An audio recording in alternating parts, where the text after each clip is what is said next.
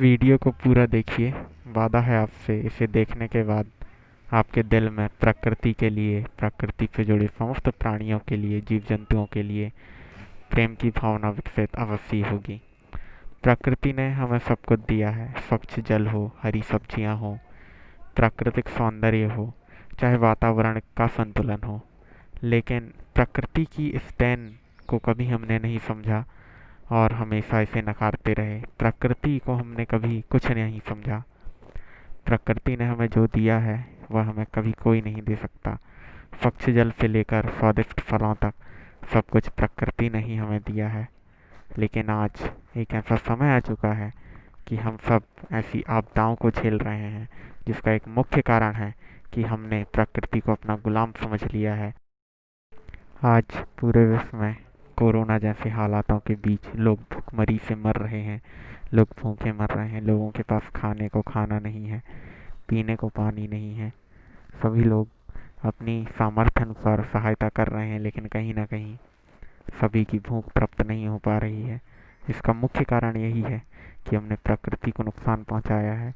हमने स्वयं को प्रकृति का मालिक समझा है। इसलिए आज न पेड़ हैं, न पौधे हैं।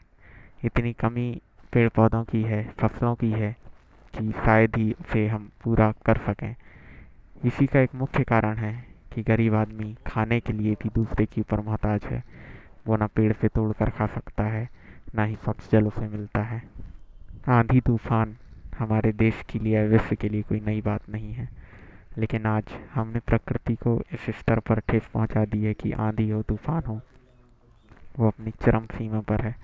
जो तूफान कभी नहीं आया, लगभग 100 साल पहले आया, फिर से वैसा तूफान मुंबई जैसे शहरों में देखने को मिल रहा है।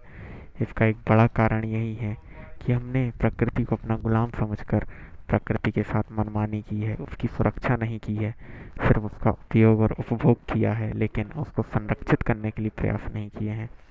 आज ये होने वाली बेमौसम बरसात नहीं है, अपितु उस खेल का प्रतिफल है जो हमने प्रकृति के साथ खेला है।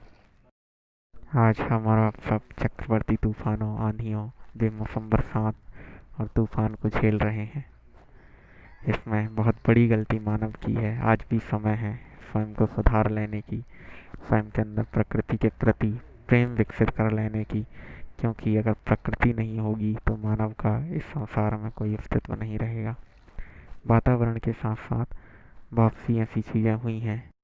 हर साल कोई ना कोई तूफान, कोई ना कोई चक्रवात का सामना हमें करना पड़ता है, जिसका बहुत बड़ा कारण यह है कि हमने प्रकृति के संतुलन को नहीं देखा, प्रकृति के सौंदर्य की सुरक्षा नहीं की, निरंतर उसका उपयोग किया, उसका उपभोग किया। लेकिन प्रकृति के प्रति हमारे हृदय में प्रेम की भावना विकसित नहीं हो पाई। आज भी समय है, हम स्वयं को सुधार सकते हैं, स्वयं को संभाल सकते हैं और प्रकृति के प्रति स्वयं के मन में एक प्रेम का भाव विकसित कर सकते हैं और इस संसार को, इस दुनिया को बचा सकते हैं।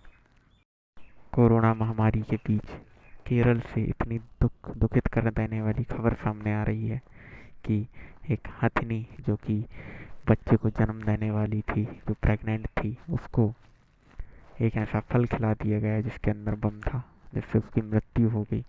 ये किसी और ने नहीं किया है, मानव नहीं किया है, उस मानव ने किया है जिसको प्रकृति ने अपना सब कुछ दिया, पशुओं ने अपना सब कुछ दिया।